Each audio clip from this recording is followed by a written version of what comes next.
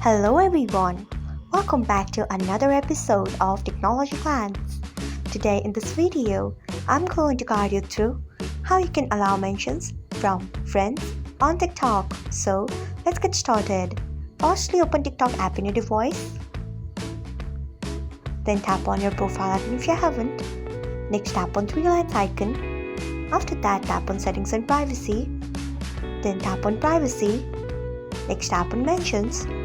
Then you can see the option of allow mentions from, tap on it.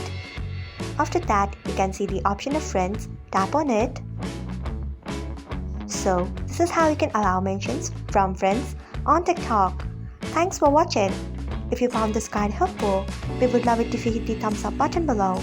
We upload great new tech tutorials like this one every day, so do not forget to subscribe to our channel and hit the bell icon so that you will never miss another update.